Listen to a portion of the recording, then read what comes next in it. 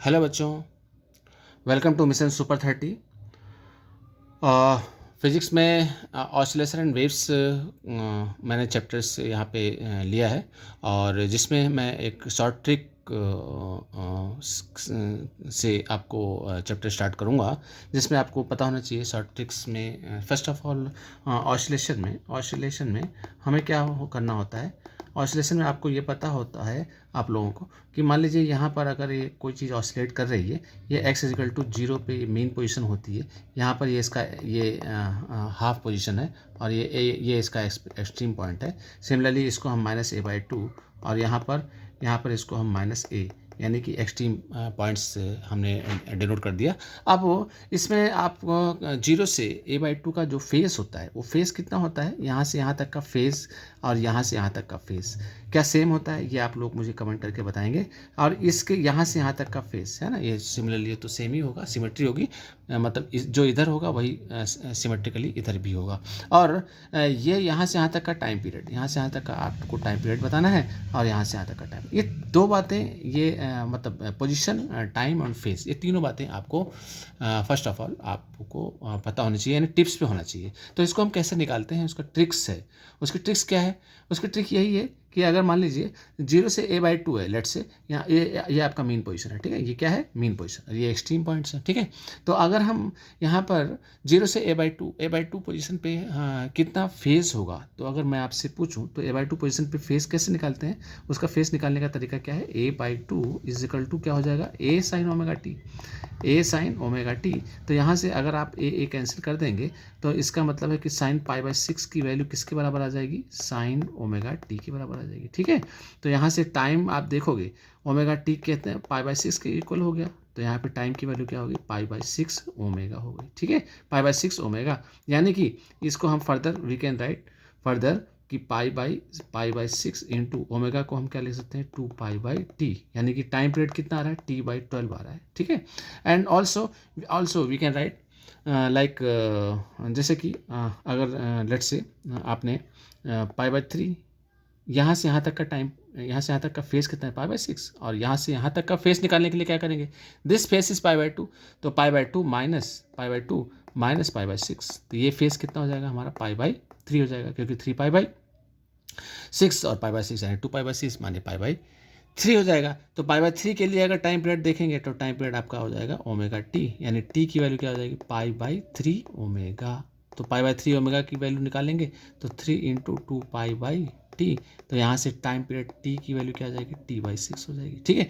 तो ओवरऑल मैं आपको क्या बताना चाहता हूँ, मैं बेसिकली ये कहना चाहता हूँ कि यहाँ से यहाँ तक का, अब जो यहाँ से यहाँ तक का फेस कितना हुआ बताइए, तो ये फेस आपका हो गया π/6 हो गया, ठीक है। ये फेस कितना हो गया, तो इसको क्या बोलेंगे, 3 बोलेंगे, 3 है ना। इसका फेस सिमिलरली इसका फेस यानी π/6, और यहाँ पे फेस कितना हो जाएगा, π/3 हो जाएगा, ठीक है।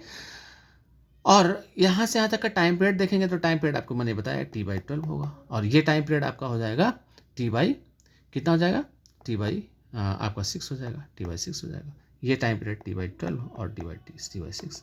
लेकिन ध्यान रहे, ये मैं यहाँ से यहाँ तक का टाइम पीरियड बता रहा हूँ। अगर ये टाइम पीरियड यहाँ से जाने का और फिर यहाँ से आने हुआ तब उसको ऐड कर देंगे, यानी ये फेज़ मैं यहाँ से यहाँ तक का फेज़ बता रहा हूँ। ये फेज़ यहाँ से अगर यहाँ तक का फेज़, ये ऐसा नहीं है कि यहाँ से यहाँ तक गया फिर आया और फिर ये होगा, तब फेस तो अलग हो जाएगा, क्योंकि देखो ये यहाँ से यहाँ तक कितना कवर किया, ये वापस पाई और फिर ये आपका π/6, तो ये पाई प्लस π/6 आपका कितना हो जाएगा, पाई प्लस π/6 यानी कि 7π/6 हो जाएगा। तो उस तरह से भी ध्यान रखना है ना। अगर ये उसी तरह से आपका ये फेस देखेंगे, ये फेस π/3 है, यहाँ से यहाँ तक का फेस मैं कह रहा हूँ, सिर्फ यहाँ से यहाँ तक का। अगर आपको यहाँ से यहाँ तक का पूरा ये फेस देखना है कि ये गया आया फिर इधर आया, तो ये π/2 यानी पाई प्लस π/2 आपका यहाँ 3π/2 हो जाएगा। आया बात समझे, 3π/2 और 3π/2 अब प्लस π/3 करेंगे तो ये वाला फेस यहाँ पे आने का फेस मिल जाएगा, तो फिर यहाँ से 2π हो जाएगा कंप्लीट फेस। तो इस तरह से ध्यान रखना है, ये जो मैंने लिखा है ये एक्चुअली सिर्फ यहाँ से वन साइडेड है, ये इस तरह से जा रहा है वन साइडेड, ठीक है। तो ये बात आपको यहाँ, ये चीज़ यहाँ पे याद है, ये जो मैंने आपको ट्रिक्स दिया ना, ये बात इंपॉर्टेंट है, ये याद रखना है आपको। नेक्स्ट क्लास में मैं इसकी बेसिस पे टाइम पीरियड, पोजीशन और फेस, टाइम पीरियड दिया हुआ है तो पोजीशन कैसे निकालते हैं, पोजीशन दिया हुआ है तो फेस कैसे निकालते हैं, फेस दिया हुआ है तो टाइम पीरियड कैसे निकालते हैं, है ना। टाइम पीरियड दिया हुआ है तो पोजीशन कैसे निकालते हैं। इस तरह से इसके क्वेश्चंस, एक क्वेश्चंस यहाँ से आता ही है, वो चाहे JEE हो, चाहे नीट हो, चाहे आपका जो री नीट का एग्ज़ाम होगा उसके लिए भी उतना ही इंपॉर्टेंट है। तो इतना तो आप, इतना ये बात ऑसिलेशंस में मैंने इसलिए स्टार्ट की, ऑसिलेशन की ये कुछ चीज़ें हैं जो बिल्कुल मतलब जो मोस्ट इम्पॉर्टेंट, क्योंकि सुपर 30 सीरीज में मैं मोस्ट इम्पॉर्टेंट क्वेश्चन ही डिस्कस करूँगा, जिससे कि बच्चे की रीच उन क्वेश्चंस तक पहुँचे जो मोस्ट प्रोबेबल हैं। माने बच्चे ऐसे तो देखो तो हर टाइम वो कॉन्सेप्ट रिवाइज करते रहते हैं, वो सिलेबस यानी कि वो थ्योरी और डेरिवेशन में ही लगे रहते हैं। वो उसको कैसे क्वेश्चन के थ्रू हमको डेरिवेशन भी कैसे रिवाइज करना है, हमको कॉन्सेप्ट भी कैसे रिवाइज करना है, तो हम क्वेश्चन के थ्रू यानी रिवर्स जा करके हम इस चीज़ को सीखेंगे, तब आपको फिजिक्स में आपको मज़ा आएगा, आपको रियल में फिजिक्स आपकी लर्निंग तब स्टार्ट होगी। तो इस तरह से हम लोग नेक्स्ट क्लास में मिलते हैं। ये कैसे इसको कैसे अप्लाई करेंगे उसको मैं आपको नेक्स्ट क्लास में बताऊंगा। और ये सुपर 30 की सीरीज़, ये आप लोग अगर इसको कंटिन्यू करेंगे और पूरा सुपर 30 के जितने 30 चैप्टर्स अबाउट 11 to 12 के जो हैं उसको मैं कंप्लीट करूंगा, मोस्ट इंपॉर्टेंट क्वेश्चंस लेकर के, और जो मोस्ट प्रोबेबल हैं यानी कि 85% क्वेश्चंस वहाँ से आना ही आना है, उसमें कोई डाउट वाली बात नहीं है। तो और बशर्ते आपको सीखना है, यानी कि लर्निंग मीन्स उन क्वेश्चंस के थ्रू आपका सिलेबस भी कंप्लीट होगा। सिलेबस कैसे कि मतलब जो भी कॉन्सेप्ट है, every concept of 99% concept will be completed in through that questions only.